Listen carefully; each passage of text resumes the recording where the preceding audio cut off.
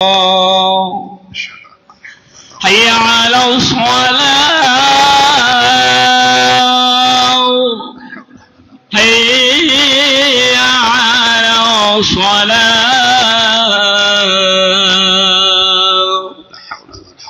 حي على الفلاح حي على الفلاح الله أكبر الله أكبر الله أكبر لا إله إلا الله لا إله إلا الله محمد رسول الله اللهم صل على اللهم صل على سيدنا محمد وعلى آله سيدنا محمد. إن الحمد لله نحمده ونستعينه ونستغفره ونؤمن به ونتوكل عليه ونعوذ بالله من شرور أنفسنا ومن سيئات أعمالنا من يهده الله فلا مضل له ومن يضلله فلا هادي له أشهد أن لا إله إلا الله وحده لا شريك له وأشهد أن سيدنا ونبينا وحبيبنا وشفيعنا ومولانا محمد وبارك وسلم عليه أما بعد فقد قال الله تبارك وتعالى بعد أعوذ بالله من الشيطان الرجيم بسم الله الرحمن الرحيم يريدون ليطفئوا نور الله بأفواههم والله متم نوره ولو كره الكافرون. وقال النبي صلى الله عليه وسلم إنما الأعمال بالنيات فإنما لكل امرئ ما نوى أو كما قال عليهم الصلاة والسلام. அல்லாஹ்வின் நல்லடியார்களே, அன்பு சகோதர நண்பர்களே, பெரியவர்களே, அல்லாஹுவை பயந்து அஞ்சி தக்வா செய்து நடந்து கொள்ளும்படியாக முதலாவதாக எனக்கும் அப்பால் உங்களுக்கும் ஞாபகமூட்டிக் கொள்கின்றேன், வசியத்தும் செய்து கொள்கின்றேன், அன்பு கட்டளையும் பிறப்பித்துக் கொள்கின்றேன். அன்புக்குரிய இஸ்லாமிய சகோதர நண்பர்களே, பெரியவர்களே, இந்த பூவுலகத்தில் வாழக்கூடிய மனித கோடிகளுடைய இன்மை மறுமையினுடைய வெற்றியை அல்லாஹ் சுப்ஹானஹு வ தஆலா இறையச்சத்தில் தான் அமைத்து வைத்திருக்கிறான்.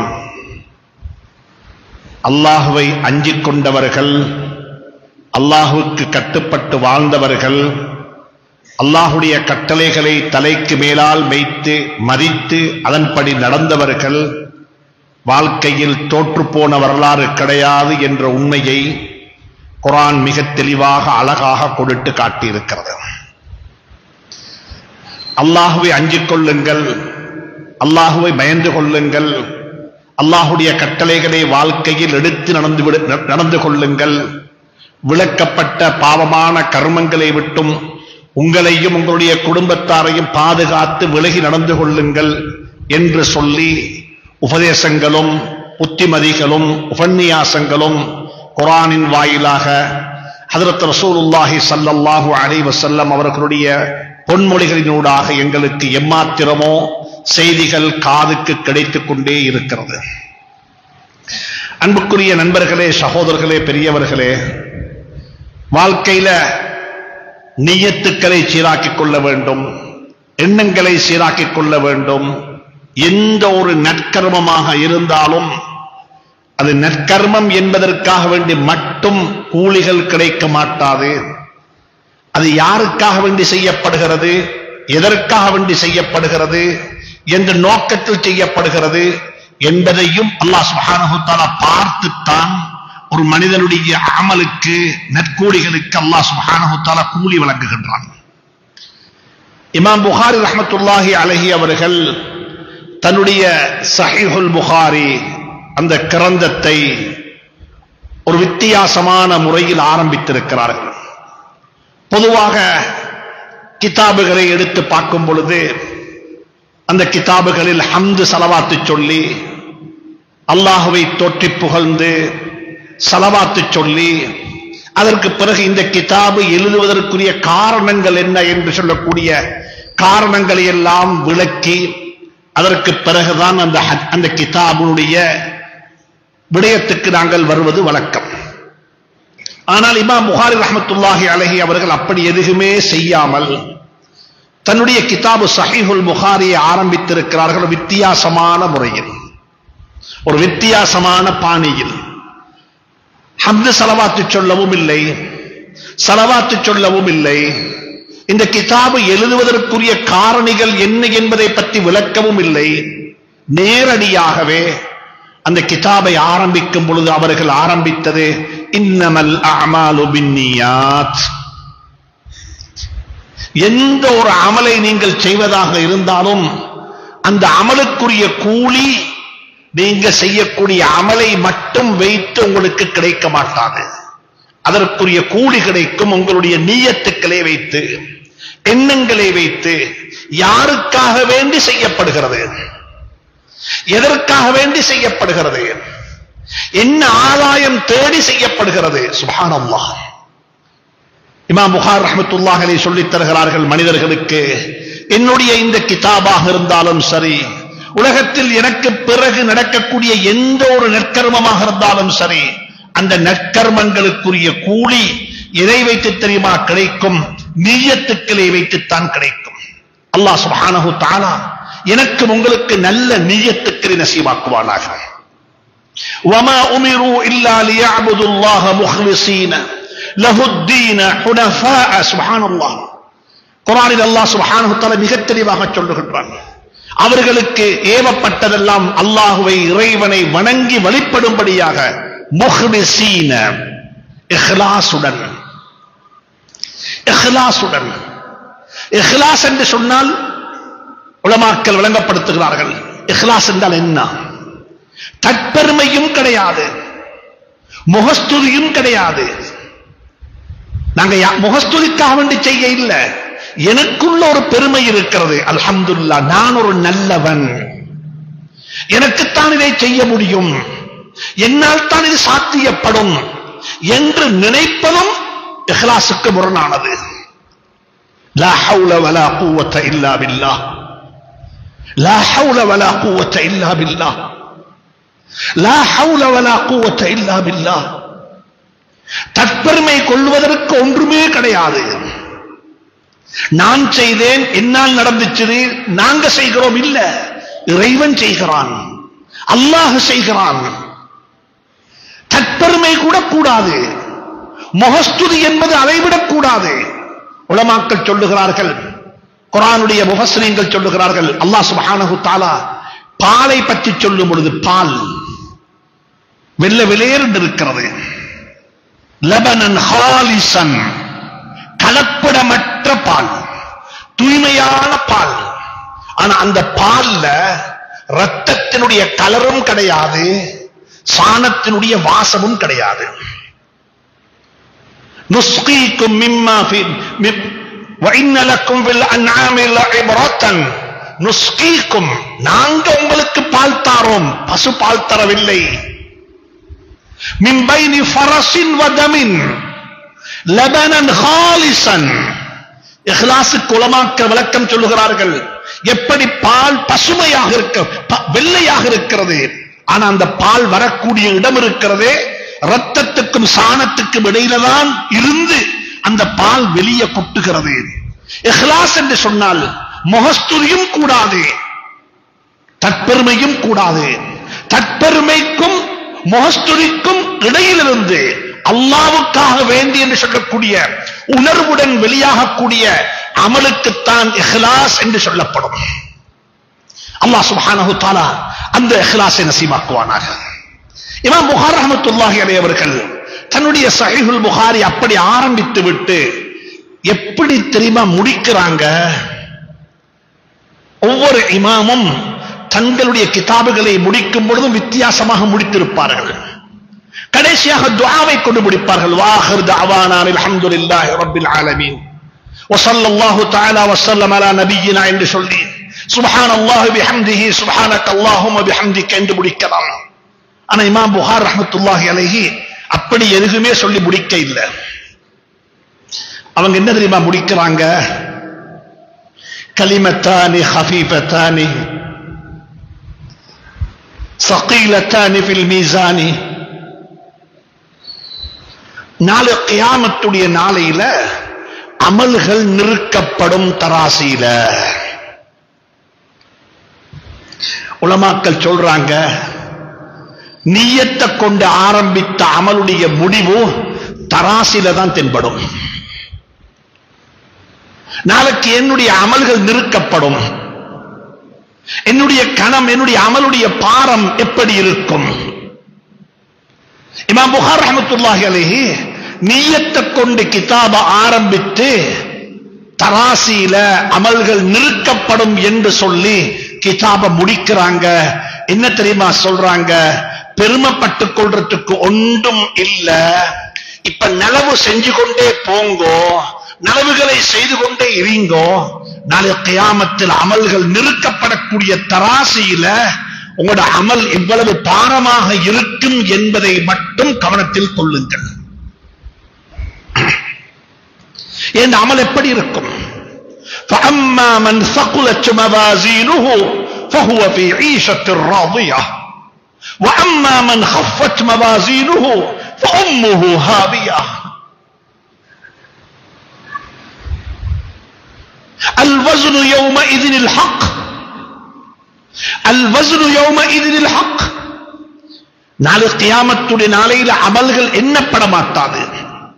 எத்தனை வருஷம் நோன்பு நோற்றீங்க, எத்தனை ரக்காத்து தராவிஹ் தொழுவீங்க, எத்தனை குர்ஆன் தமாம் செஞ்சீங்க, எத்தனை ரூபா சதக்கா கொடுத்தீங்க, எத்தனை பள்ளி கட்டி இருக்கிறீங்க, அல்லாஹ் சுப்ஹானஹு தஆலாவுடைய சன்னிதானத்துல என்னுடைய உங்களுடைய அமல்கள் எண்ணப்பட மாட்டாது. நன்றாக புரிந்து கொள்ளுங்கள்.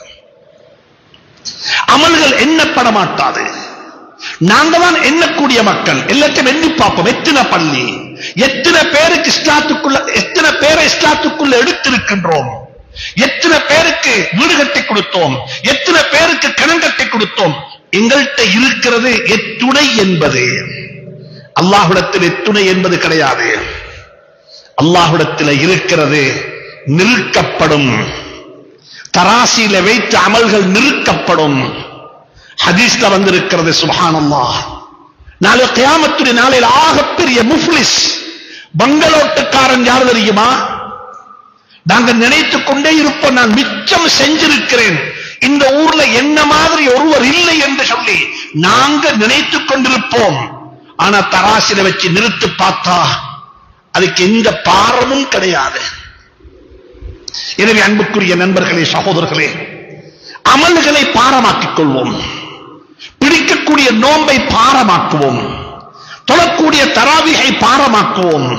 கொடுக்கக்கூடிய சதக்காவை பாரமாக்குவோம். அதுக்கு என்ன செய்யணும்?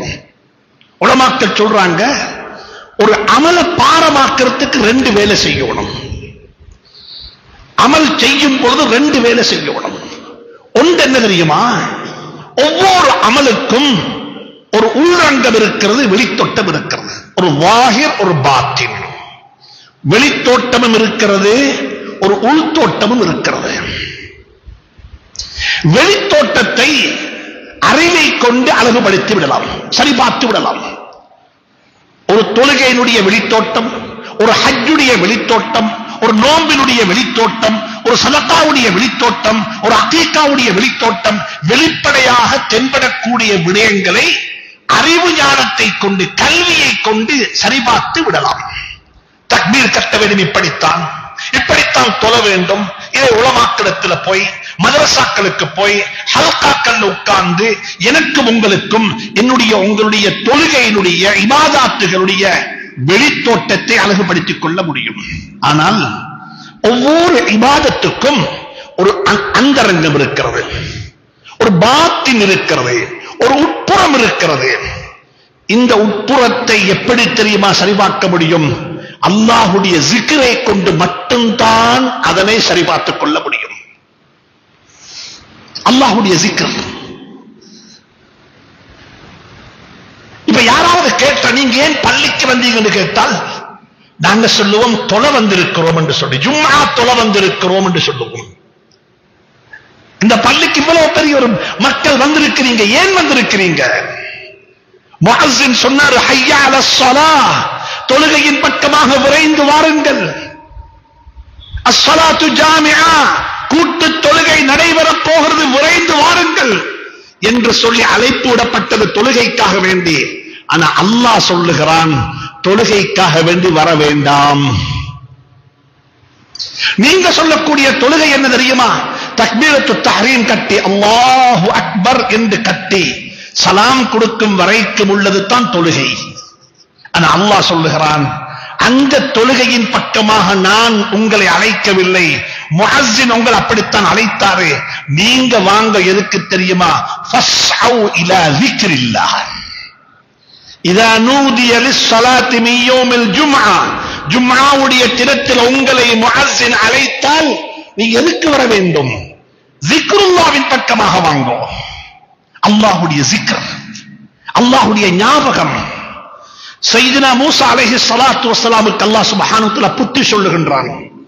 மூசாவுக்கு புத்தி சொல்லுகின்றான், அக்மிஸ் ஸலாத லிஸிக்ரி, என்னுடைய ஞாபகத்துக்காக வேண்டி தொழுகையை நிலைநாட்டுங்கள்.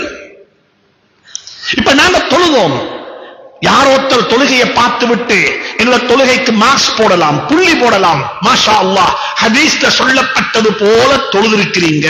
கையை தூக்கினதும், உட்கார்ந்ததும், தக்பீர் கட்டியதும், சலாம் கொடுத்ததும், சூரத்துல் ஃபாத்திஹா ஓதியதும், அத்தஹியாத் ஓதியதும் ஹதீஸ்கள்ல வந்ததை போல சரியாக இருந்தது. வெளித்தோட்டத்தில் நாங்கள் பாஸ் ஆகி விட்டோம். அந்தரங்கம், பாத்தின், உள்ரங்கத்தில் என்னுடைய தொழுகையில சலாம் தக்பீர் கட்டியதிலிருந்து சலாம் கொடுக்கும் வரைக்கும், ஹஜ் செய்ய ஆரம்பித்ததிலிருந்து ஹஜ் முடியும் வரைக்கும், ரமலானுடைய பிறை தம்பட்டதிலிருந்து ரமலானுடைய பிறையை வழி அனுப்பி வைக்கும் வரைக்கும் எனக்கு அல்லாஹ்வுடைய சிந்தனை, அல்லாஹ்வுடைய ஞாபகம் எவ்வளவு தூரத்துக்கு இருந்துச்சு. நாங்கள் ஒவ்வொருத்தரும் யோசிக்க வேண்டும். எங்களுடைய அமலை பாரமாக்க வேண்டும் என்றால் அமலுக்கு இல்மு வேணும். அமலை எப்படி செய்ய வேண்டும், அதை படிக்க வேண்டும். அதற்குரிய பள்ளி வாசல்கள் உருவாக்கப்பட வேண்டும். அதற்கு பள்ளி வாசல்களை அப்படிப்பட்ட பள்ளிகளாக மாற்றி அமைக்க வேண்டும்.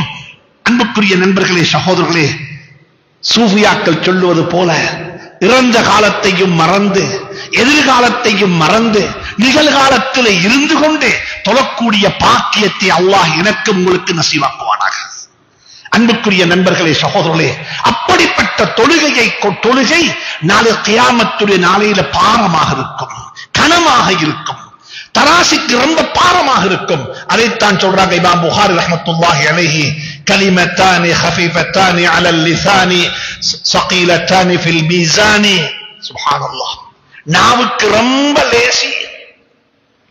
சுப்ஹானல்லாஹி வ பிஹம்திஹி சுப்ஹானல்லாஹில் அஸீம். நாவுக்கு ரொம்ப லேசி. நாளை கியாமத்துடைய நாளையில் அமல்கள் நெருக்கப்படக்கூடிய தராசிக்கு ரொம்ப பாரமாக இருக்கும். அப்படிப்பட்ட வணக்க வழிபாடுகளை அல்லாஹ் எனக்கும் உங்களுக்கு நசீபாக்குவானாக. அன்புக்குரிய நண்பர்களே, சகோதரர்களே, ரமலானை எதிர்பார்த்து நிற்கின்றோம்.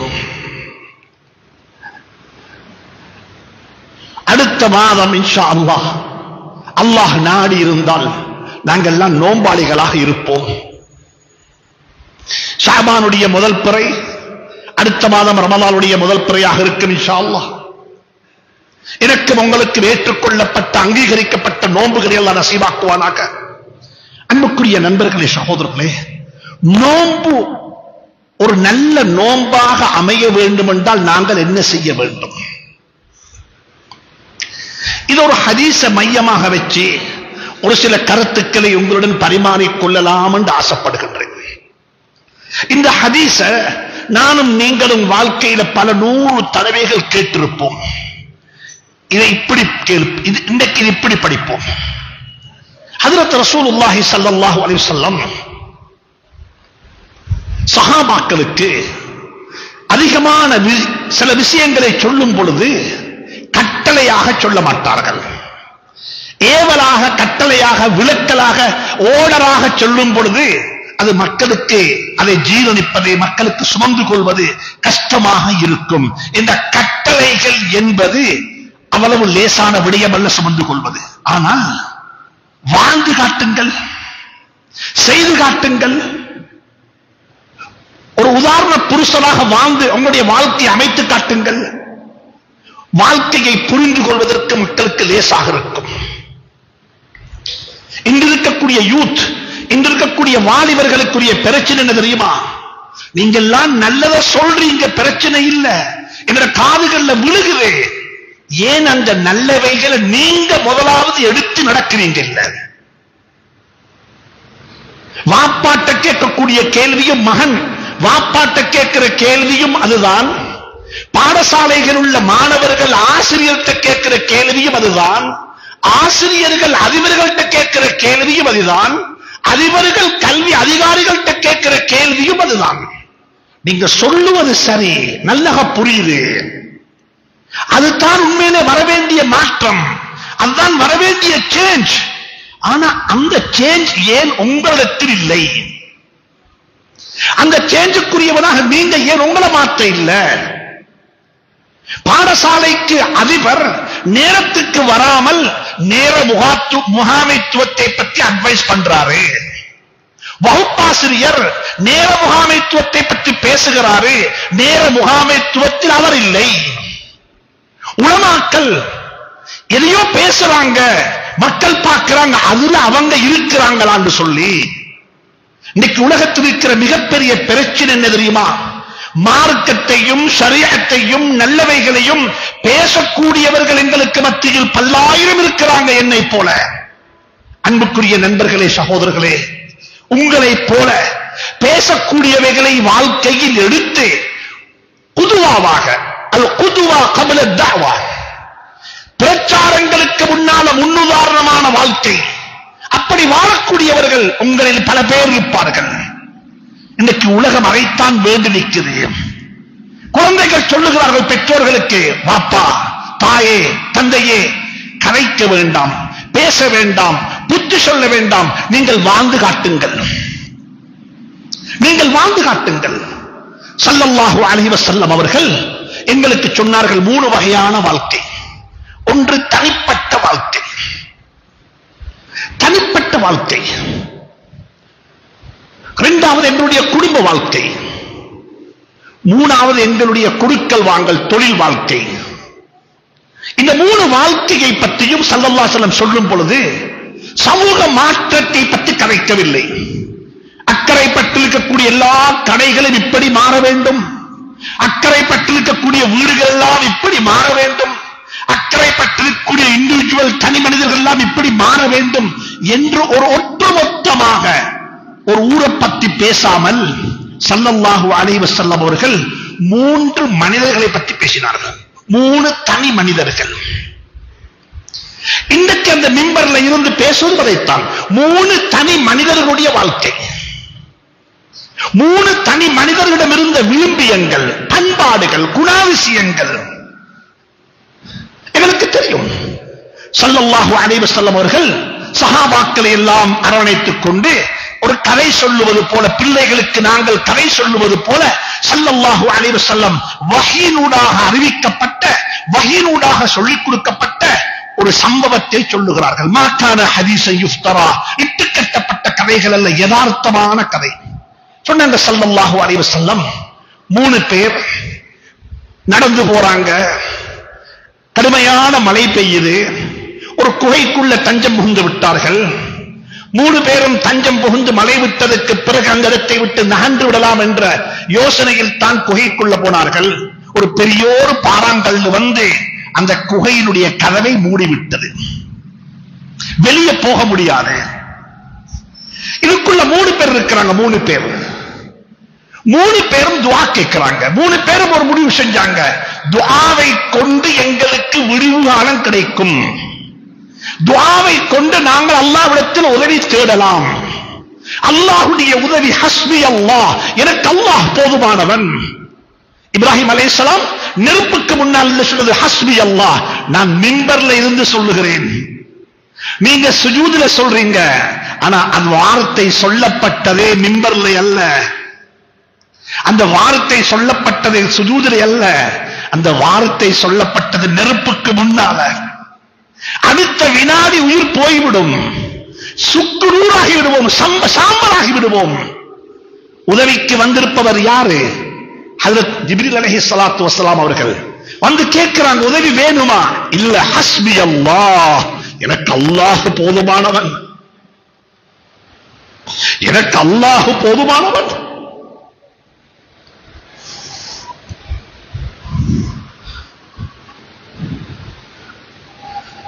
மூணு பேரும் முடிவு செஞ்சாங்க, அல்லாஹ்விடத்தில் உதவி தேடி அல்லாஹ்வுடைய உதவியை கொண்டு மட்டும்தான் இந்த இடத்திலிருந்து எங்களுக்கு முடிவு கிடைக்கும், இல்லாவிட்டால் அதற்குள்ளே மௌத்தாக வேண்டும். மூணு பேரும் துஆ கேட்கிறாங்க. மூணு பேருடைய துஆவும் ஆச்சரியமான துஆக்கள். அவர் தொழுகையை சொல்லவும் இல்லை, ஹஜ்ஜை பற்றி பேசவும் இல்லை, தர்மத்தை பற்றி சொல்லவும் இல்லை, அகீகாவை பற்றி பேசவும் இல்லை, குர்ஆனை பற்றி சொல்லவும் இல்லை.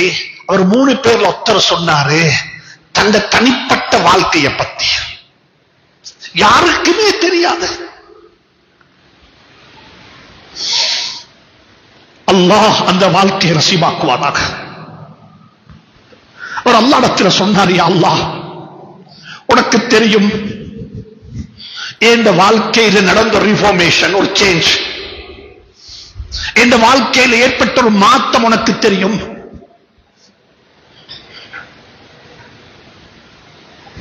ஒரு பெண்ணை அடைய வேண்டும் என்று ஆசைப்பட்டேன், பல காலம் முயற்சி செய்தேன், வசமாக சந்தர்ப்பம் கிடைத்தது, பணத்தையும் கொடுத்து விட்டேன். அந்த பெண்ணும் நிர்பந்தத்தின் பேரில் அவள் எனக்கு வசப்படுத்தி தந்துவிட்டால், நானும் அந்த பெண்ணுடைய ஹதீஸ்ல வந்திருக்கக்கூடிய வார்த்தை கடைசி கட்டத்தை அடைந்து விட்டேன், நெருங்கி விட்டேன். அந்த பெண் என்னுடைய முகத்தை பார்த்த ஒரு வார்த்தை சொன்னால், இத்தகில்லாஹ், அல்லாஹுவை பயந்து கொள், அல்லாஹுவை பயந்து கொள். யாரு பார்க்காவிட்டாலும் அல்லாஹ் பார்த்துக் கொண்டிருக்கிறான், யாரு பார்க்காவிட்டாலும் அல்லாஹுடைய பார்வையில ரெக்கார்ட் ஆகிக் கொண்டிருக்குது. அலம் யஅலம் பிஅன்னல்லாஹ யரா.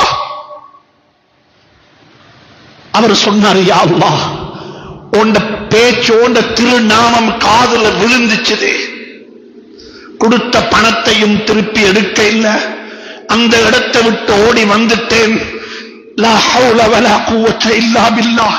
எனக்கு எந்த ஒரு நன்மையான கர்மத்தையும் உண்டு அருள் இல்லாமல் செய்ய முடியாது. இதை நான் செஞ்சது உனக்காக வேண்டி, இந்த கட்டத்தில் எனக்கு உதவி செய்ய அல்லாஹ்னு துஆ கேட்டாங்க. உலமாக்கள் சொல்றாங்க, இது தான் தனிப்பட்ட மனிதனுடைய வாழ்க்கையில வர வேண்டிய சேஞ்ச், மாற்றம். மாற்றம் இது கம்யூனிட்டி அல்ல, ஒவ்வொரு இண்டிவிஜுவலும், நானும் நீங்களுமாக சேர்ந்து இந்த ஹதீஸ ஏன் அவங்களோட வாழ்க்கைக்கு அப்ளை பண்ணினா, தனிப்பட்ட வாழ்க்கையில நான் ஒரு முஸ்லிம், அல்லாஹ்வுக்கு தெரியும் நான் இப்படியெல்லாம் பாவத்தை விட்டும் விரண்டோடி இருக்கின்றேன். யூசுப் அலைஹிஸ்ஸலாத்து வஸலாம் அவர்களை ஒரு தாய், ஒரு பெண்மணி நாடுகிறாள். வஸ்தபகத்தில் பாப் வகத்தத் கபீஸஹு மின் துபரிஹா வஅல்ஃபயா சய்யிதஹா லதல் பாப் قالت ما جزاء من اراد باهلك سوءا. சுப்ஹானல்லாஹ். இப்ராஹிம் ஹஜ்ரத் யூசுப் அலைஹிஸ்ஸலாத்து வஸலாமை பற்றி குர்ஆன் பேசி இருக்கிறது. இது தனிப்பட்ட மனிதனுடைய வாழ்க்கை. இரண்டாவது ஆள் துஆ கேட்டார். அவரும் சொல்ல இல்லை, இத்தனை ஹஜ் செஞ்சிருக்கிறேன், இத்தனை உம்ரா செஞ்சிருக்கிறேன், இத்தனை பள்ளி கட்டி இருக்கிறேன். அவர் ஒன்றுமே சொல்லல. அவர் என்ன தெரியுமா சொன்னாரு? சுருக்கமாக சொல்லுகிறேன், யா அல்லாஹ், யா அல்லாஹ், எங்க குடும்ப வாழ்க்கையில எனக்கு ஒரு சந்தர்ப்பம் ஏற்பட்டுச்சு. ஒரு பக்கத்தில் என் உம்மா வாப்பா,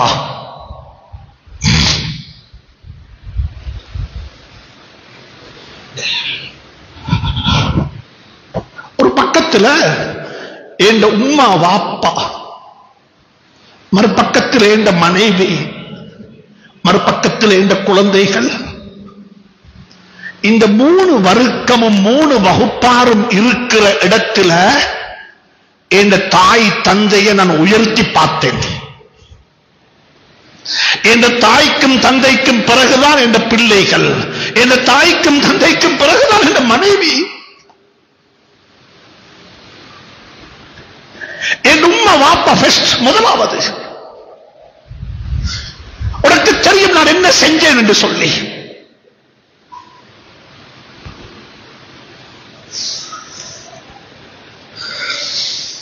அன்புக்குரியவர்களே, மிம்பர்ல இருந்து நானும் கதைக்கிறேன். எப்படி தெரியுமா கதைக்கிறேன்? பெற்றோர்களை, தாயையும் தந்தையும் கல்லறையில் மண்ணறையில் வைத்துவிட்டு பேசிக் கொண்டிருக்கிறேன். இப்ப எங்களுக்கு புகழ் பாட முடியும், இப்ப எங்களுக்கு கதைகள் சொல்ல முடியும், இப்ப எங்களுக்கு துஆக்கள் கேட்க முடியும். ஆனா கேட்கிறேன், வாழும் பொழுது நாங்கள் எப்படி நடந்து கொண்டோம்? அல்லாஹ் என்னையும் மன்னிப்பானாக, உங்களையும் மன்னிப்பானாக. இருக்கக்கூடிய சகோதரர்களே, யார் யாருடைய பெற்றோர்கள் வாழ்ந்து கொண்டிருக்கிறார்களோ அந்த பெற்றோர்களுடைய மனதை வெல்லாமல் நோம்பினூடாக சொர்க்கம் போகலாம் என்று யாரும் கனவு காணவானம். பெற்றோர்களுடைய மனதை வென்று கொள்ளாமல், பெற்றோருடைய பொருத்தத்தை பெற்றுக் கொள்ளாமல், ஏன் உங்களோட சுவர்க்கம் 27 இல்ல, இது உங்களோட காலில் கீழ் இருக்குது. அல்லாஹ்வுடைய பொருத்தம், ரலியல்லாஹு அன்ஹும் வரது அன், அல்லாஹ்வுடைய பொருத்தம். சொன்னாங்க ஸல்லல்லாஹு அலைஹி வஸல்லம், உனக்கு அல்லாஹ்வுடைய பொருத்தம் வேணுமா? யார்கிட்ட கேட்டுக்கோ. ரிவர் ரப்பி ஃபீ ரிவல் வாலித், அல்லாஹ்வுடைய பொருத்தம் வாப்பட பொருத்தத்தில் இருக்குது. இது இரண்டாவது சேஞ்ச். முதல் சேஞ்ச் தனிப்பட்ட வாழ்க்கையில. தனிப்பட்ட வாழ்க்கையில பாவம் செய்வதற்கு சந்தர்ப்பம் கிடைச்சிச்சு, வட்டிக்கு சைன் பண்ண சந்தர்ப்பம் கிடைச்சிச்சு. வட்டி வாங்கலாம், வட்டிக்கு மாஷா அல்லாஹ் ஏதோ ஒன்றை சம்பாரிச்சு கொள்ளலாம், அனந்தர சொத்துல துரோகம் செய்திருக்கலாம். இல்ல, அல்லாஹ்வுக்கு வேண்டி செய்ய இல்ல, அல்லாஹ்வுக்கு வேண்டி செய்ய இல்ல. தனிப்பட்ட வாழ்க்கையில மாற்றம். இரண்டாவது மாற்றம் குடும்பத்துல. குடும்பத்துல அவர் சொன்னார், யா அல்லாஹ், இன்றைக்கு இருக்கிற பெரும்பான்மையான மக்கள் எல்லாருமே இந்த பாவத்தால பீடிக்கப்பட்டிருக்கிறாங்க. பெற்றோர்களை எப்படி நடத்தாட்டுகின்றோம், பெற்றோர்களை எப்படி சங்கைப்படுத்துகின்றோம், பெற்றோர்களை எப்படி உயர்த்தி பார்க்குகின்றோம். அந்த ஹதீஸை திரட்டி படிங்கோ. அந்த ஹதீஸ் முழுக்க எனக்கு சொல்ல முடியாது. மூணாவதால் துஆ கேட்டார். ஆச்சரியமான துஆ, ஆச்சரியமான துஆ. அவர் துஆ கேட்டார், என்ற குடும்ப வாழ்க்கை அல்ல, என்ற வியாபாரம், என்ற வர்த்தகம், என்ற தொழில நான் எப்படிப்பட்டவன். அவரும் ஹஜ்ஜ பத்தியோ, உம்ராவை பத்தியோ, குர்பானை பத்தியோ, நோன்பு கஞ்ச பத்தியோ, அனாதைகளை பத்தியோ, விதவைகளை பத்தியோ எதுவுமே சொல்ல இல்லை. அவர் என்ன தெரியுமா சொன்னாரு? அல்லாஹ்விடத்தில், யா அல்லாஹ், என்னிடத்தில் ஒருத்தர் வேலை செஞ்சார், யா அல்லாஹ், கூலி வேலை செஞ்சாரு, நான் அவருக்கு சம்பளம் கொடுப்பேன். ஒவ்வொரு நாளும் சம்பளம் வாங்கி கொண்டு போவாரு, வீட்டில் வாங்குவாரு, மாதத்துக்கு ஒருக்க வாங்குவாரு. ஒரு முறை வேலை செஞ்சு விட்டு சம்பளம் வாங்காமலே போய்விட்டாரு. எனக்கு பெரிய பிரச்சனையாகிவிட்டது. இன்னும் ஒருவனுடைய ஹக்கு, வேர்வை சிந்தமுஞ்சி அந்த பணம் அவனுக்கு கொடுக்கப்பட்டிருக்க வேண்டும். அவன் பணத்தை வாங்காமல் போய்விட்டானே, என்ன செய்வது என்று சொல்லி தெரியாமல் நான் என்ன தெரியுமா செஞ்சேன்? யா அல்லாஹ், அந்த பணத்தை பதுக்கவும் இல்லை, அந்த பணத்தை ஏந்த பணத்துல கலக்கவும் இல்லை. ரெண்டே புரிஞ்சு கொள்ளுங்க. அவர் சொன்ன வார்த்தை என்ன தெரியுமா? அந்த பணத்தை அப்படியே பதுக்கவும் இல்லை, ஒரு அம்பிலக்குள்ள போட்டு மூடி வைத்திடவும் இல்லை, அந்த பணத்தை ஏந்த பணத்துல கலக்கவும் இல்லை. மாறாக நான் என்ன தெரியுமா செய்தேன்? அந்த பணத்தை நான் முதலீடு செய்தேன். அந்த பணத்தை நான் முதலீடு செய்தேன். அந்த பணம் முதலீடு செய்யப்பட்டது மந்தைகளாக மாறிவிட்டது, பெரிய பெரிய மந்தைகளாக மாறிவிட்டது. ஹதீஸ்களை பரட்டி பாருங்கள். பல வருடங்களுக்கு பின்னால் ஒரு நாள் வந்து சொன்னாரு, முதலாளி, பாஸ், உங்களுக்கு என்ன தெரியுமா, நான் இப்படிப்பட்ட ஒருவன், பல ஆண்டுகளுக்கு முன்னால உங்களிடத்தில் வேலை செஞ்சேன், சம்பளம் வாங்காமல் போய்விட்டேன். அதிபர் அவர்களே, பொஸ் அவருக்கு, பொஸ்ஸே, இந்த சம்பளத்தை தாரீங்களான்னு கேட்டாரு. இவருக்கு ஞாபகம் வந்துச்சு, எப்படி மறக்க முடியும்? அவர் சொன்னார், இதோ தென்படக்கூடிய அனைத்தும் உன்னுடையதுதான், எடுத்துக்கொண்டு போனார். ஒரு தனி மனிதனுடைய சேஞ்ச், வர்த்தக நடவடிக்கைகள்ல, தொழில்ல இன்றைக்கு நாங்க பேசுகின்றோம். ஸல்லல்லாஹு அலைஹி வஸல்லம் சொன்னாங்க, இந்த மாற்றங்களுக்குரியவர்களாக நானும் நீங்களும் மாற வேண்டும். ரமலான் எங்களை மாற்றாது. ரமலானின் ஊடாக எங்களை பொலிஷ் பண்ண முடியும். ரமலானின் ஊடாக எங்களை அழகுபடுத்திக் கொள்ள முடியும். ரமலானின் ஊடாக நாங்கள் அல்லாஹ்வின் பக்கமாக நெருங்க முடியும். ஆனால் வேல்யூஸ் எங்க, பண்பாடுகள் எங்க? இந்த 3 பேரும் துஆ கேட்டாங்க. அப்படித்தான் 3 பேருடைய துஆவுக்கும் அந்த கல்லு கொஞ்சம் கொஞ்சமாக கீழே வந்தது. கடைசியாக துஆ கேட்டவருடைய துஆ ஸ்ட்ராங்கான துஆ, கல் அப்படியே கீழே வந்து விட்டது. 3 பேரும் வெளியே வந்துட்டாங்க என்று சொல்லி ஸல்லல்லாஹு அலைஹி வஸல்லம் சொன்னாங்க. இந்த ஹதீஸ் புகாரியில, முஸ்லிம்ல பதிவு செய்யப்பட்டிருக்கிறது. இப்ப கொஞ்சம் எடுத்து யோசித்து பாருங்க, இந்த ஹதீஸுக்கும் இந்த வாழ்க்கைக்கும் என்ன சம்பந்தம்? இது ஒரு வரலாறாக இருந்துட்டு போகட்டுமா? இது ஒரு புத்திமதியாக இருந்துட்டு போகட்டுமா? அல்லது இந்த புத்திமதிகள் எனக்கு ஒரு கிரீடமாக இருக்கட்டுமா? இந்த புத்திமதிகளுக்கு நான் சொந்தக்காரனாக ஆக போகிறேனா? அன்புக்குரிய நண்பர்களே, சகோதரர்களே, சேஞ்ச் கொண்டு வர வேண்டும், சமூகம் மாற்ற வேண்டும், சமூகத்தை மாற்றி அமைக்க வேண்டும் என்று நானும் நீங்களும் பேசி எதுவுமே நடைபெற மாட்டாது. முதலாவது நானும் நீங்களும் என்னுடைய உங்களுடைய கோட்பாடுகளையும், என்னுடைய உங்களுடைய வரையறைகளையும், என்னுடைய உங்களுடைய எல்லைகளையும் நாங்கள் மாற்றி அமைக்காத வரையில் என்னை எனக்கு மாற்ற முடியும், என்னுடைய குடும்பத்தை என்னால் மாற்ற முடியும், நான் செய்யக்கூடிய தொழில் நிறுவனத்தை என்னால் மாற்ற முடியும். இதுக்கு மேல பாடசாலையை என்னால் மாற்ற முடியாது, பல்கலைக்கழகத்தை மாற்ற முடியாது, அக்கறை பற்றை மாற்ற முடியாது, அது எங்களுக்கு மாற்ற இயலாது. ஆனா தனி மனிதர்கள் தனிப்பட்ட வாழ்க்கையில் என்னை எனக்கு மாற்ற முடியும். அந்த பாக்கியத்தை அல்லாஹ் நசீபாக்குவானாக. என்னுடைய குடும்பத்தை எனக்கு மாற்ற முடியும். யா அய்யுஹல்லதீன ஆமனு கூ அன்ஃபுஸக்கும் வஅஹ்லீக்கும் நாரா. ஊர் மக்களை காப்பாற்றுவதற்கு முன்னால உன்னையும் உன் குடும்பத்தையும் நரகத்தை விட்டு பாதுகாத்துக் கொள். அல்லாஹ் அப்படித்தான் சொல்லுகிறான். 3வது, நான் செய்யக்கூடிய தொழில் இதை மாற்ற வேண்டும். இஸ்லாமிய சொல்லக்கூடிய விழும்பியங்கள் பேணப்பட வேண்டும், ஹராம் ஹலால் பேணப்பட வேண்டும். வட்டி ஹராம், ஏமாற்றம் கூடாது, அனந்தரத்துல துரோகம் கூடாது. ஹலால் பேணித்தான் வியாபாரம் செய்வேன். அல் ஹலாலு பையினுன் வல் ஹராமு பையினுன். அல்லாஹ் சுப்ஹானஹு தஆலா அந்த பாக்கியங்களுக்குரிய மக்களாக என்னையும் உங்களையும் ஆக்கி அருள்வானாக. எனக்கும் உங்களுக்கும் அந்த பாக்கியத்தை தந்தருள்வானாக. யா அல்லாஹ், எங்களை நாங்கள் மாற்றிக்கொண்ட கூட்டத்தில் எங்களை ஆக்கி வைப்பாயாக. யா அல்லாஹ், என்னுடைய குடும்பங்களை மாற்றி அமைப்பாயாக, குடும்பங்களை கண்குளிர்ச்சியாக ஆக்கி வைப்பாயாக. எங்களுடைய பெற்றோருடைய கபறுகளை சுவனத்தின் பூங்காக்கள் ஆக்கி வைப்பாயாக. ربنا رب ارحم ربنا رب ارحم ربنا رب ارحمهما كما ربياني صغيرا. يا الله, எங்களை பொறுத்தருள்வாயாக. وآخر دعوانا أن الحمد لله رب العالمين. الحمد لله على من لا تخالطه الظنون ولا يصفه الواصفون. أشهد أن لا إله إلا الله وحده لا شريك له، وأشهد أن سيدنا ونبينا وحبيبنا وشفيعنا ومولانا محمدا عبده ورسوله صلى الله عليه وعلى آله وصحبه وسلم. اللهم صل على محمد وعلى آل سيدنا محمد كما صليت على إبراهيم وعلى آل إبراهيم، وبارك على محمد وعلى آل محمد كما باركت على إبراهيم وعلى آل إبراهيم إنك حميد مجيد. عباد الله، أوصيكم وإياي بنفسي بتقوى الله. وحدوا الله تعالى فإن التوحيد رأس الطاعات، واتقوا الله تعالى فإن التقوى ملاك الحسنات.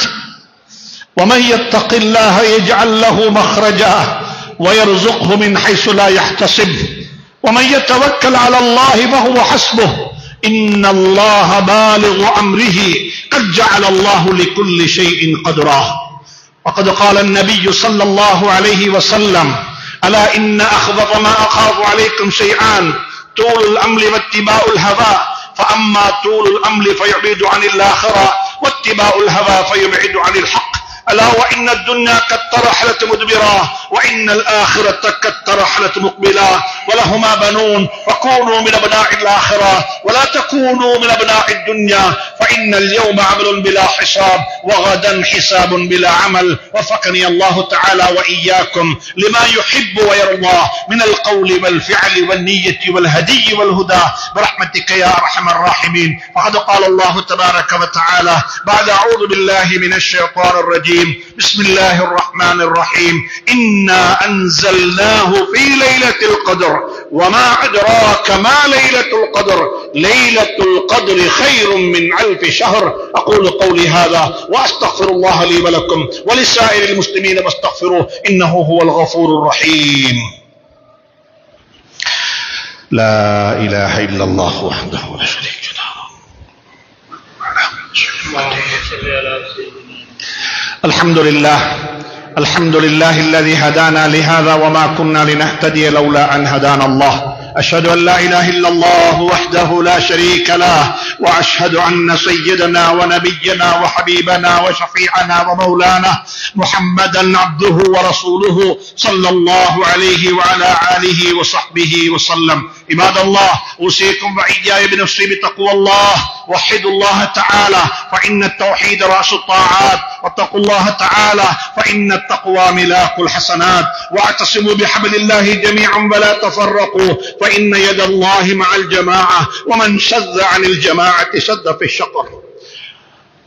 فقد قال الله تبارك وتعالى في حق نبيه صلى الله عليه وسلم إن الله وملائكته يصلون على النبي يا أيها الذين آمنوا صلوا عليه وسلموا تسليما.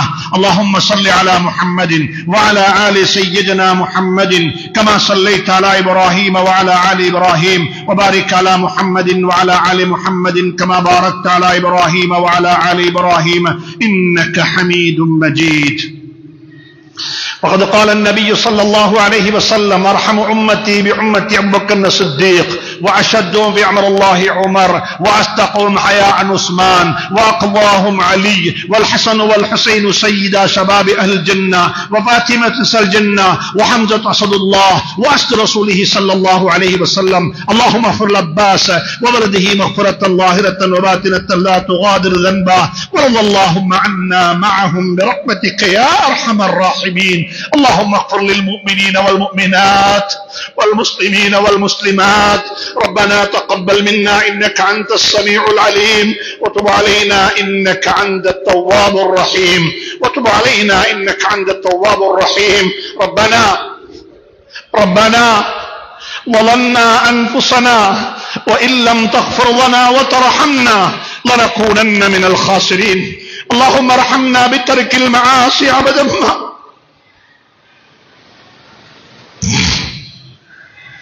اللهم ارحمنا بترك المعاصي أبدا ما أبقيتنا وارحمنا أن نتكلف ما لا يعنينا وارزقنا حسن النظر فيما يرضيك عنا.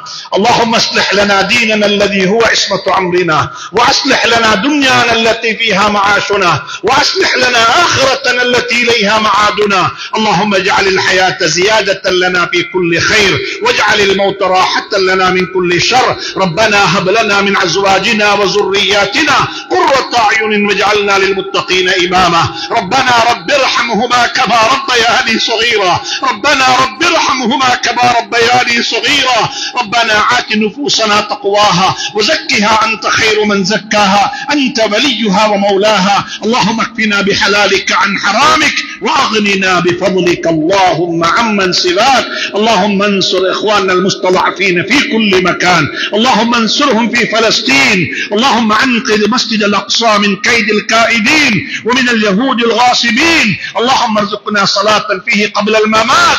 اللهم ارزقنا صلاة فيه قبل الممات. ربنا رب تقبل منا إنك أنت السميع العليم وتب علينا إنك أنت التواب الرحيم. وصلى الله تعالى وسلم على النبي الأمي وعلى آله وصحبه وسلم والحمد لله رب العالمين.